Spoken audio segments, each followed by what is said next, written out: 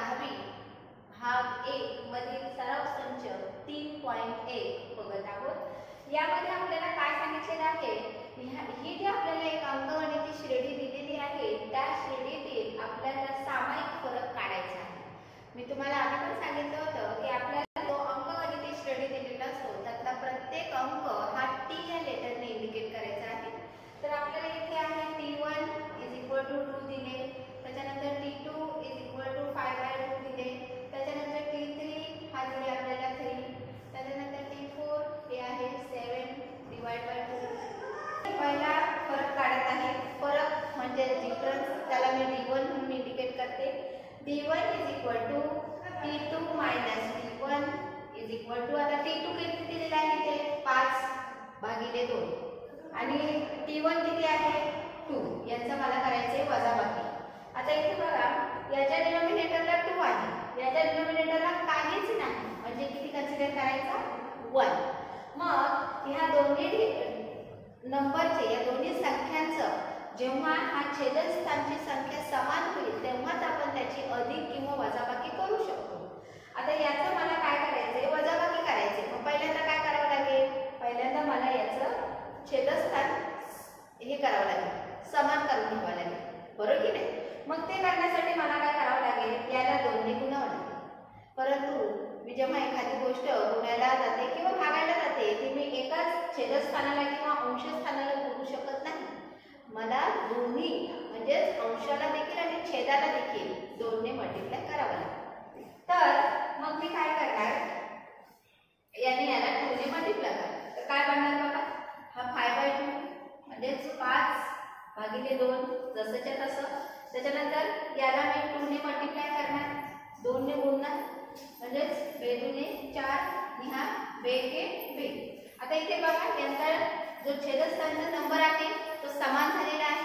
आता मी काय करू शकते, त्यांच्या अंशांची वजाबाकी करू शकते। मग मी काय करणार, इथे 5 - 4 भागिले हे 2। आता बघा 5 - 4 1 आणि हा 2, म्हणजे आपला जो डिफरन्स आहे, फरक आहे, तो किती आहे 1/2। त्याच्यानंतर आता मी दुसरा डिफरन्स काढते, तो पण बघा सेम। मी काय म्हणाली, त्याची पुढची जी टर्म आहे त्याच्यातून त्याची मागची टर्म मायनस करायची, वजा करायची। मग मी आता काय करणार, T3 - T2। आता T3 किती आहे 3, T2 किती आहे 5/2।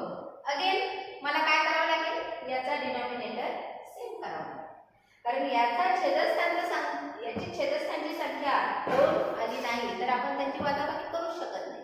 मी सेम करणार, याच्या अंशाला आणि छेदाला 2 ने गुणणार, म्हणजे हे काय बनणार बघा, 3 - 2 = 6 वजा 5/2।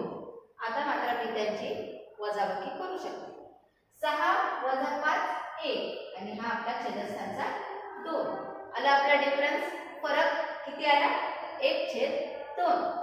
आता मी तिसरा डिफरन्स काढते, त्याच्यामध्ये काय करणार, पुढच्या टर्म मधून त्याच्या मागची टर्म मायनस काढणार, म्हणजे T4 - T3।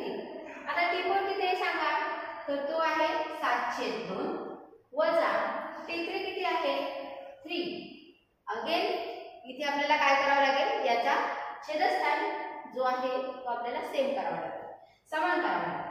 मग मी काय करणार, याला याच्या अंशाला आणि छेदाला 2 ने गुणणार, म्हणजे ते काय बनणार बघा, हा 7/2 जसाच्या तसा, वजाचा चिन्ह तो पण जसाच्या तसा, 2 3 6 आणि 2